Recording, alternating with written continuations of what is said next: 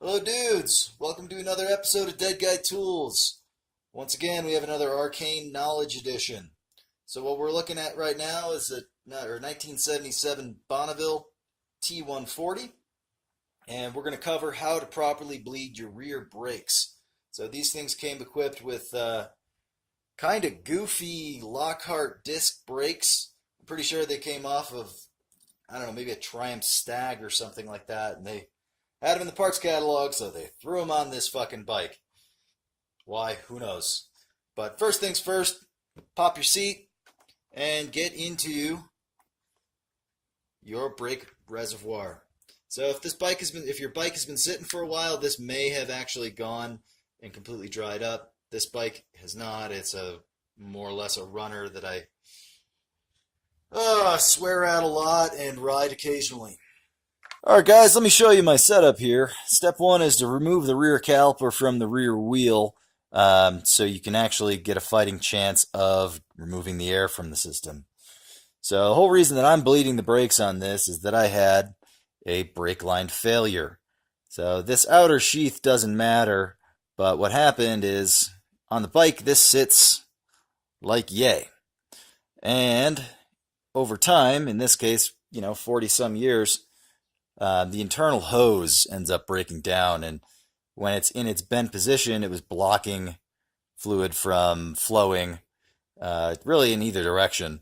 So I had no pedal whatsoever, and went down to the local hose store. Any reasonable sized city will have a hydraulic hose store, and got a new one made for about $10. And I should have done this years ago, because this is clearly, it's clearly the hydraulic hose that this bike was born with, and it has certainly outlived its usefulness. But getting back to how we actually bleed these things, when you remove these calipers and rest them onto your foot peg here, you do two things. One, you make it easier to get access to, but two, you bring your bleed valve all the way up to the highest point in your system. And it's above the master cylinder, which is important.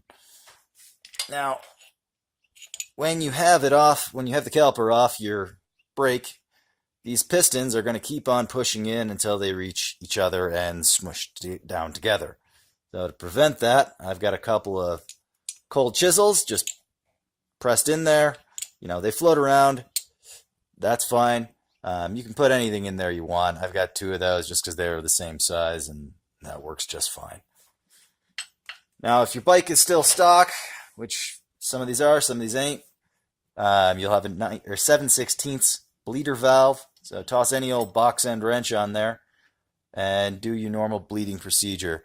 It's outside the scope of this video to teach you guys how to bleed brake.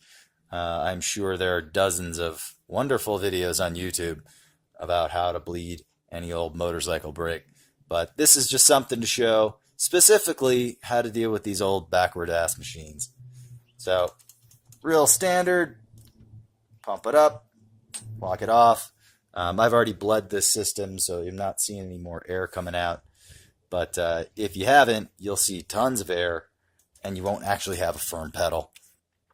But anyways, this is a real short video. Hopefully this helps some of you dudes out there that are dealing with these backwards bikes and trying to keep them on the road. And that's it. Enjoy your machine. Don't become a dead guy.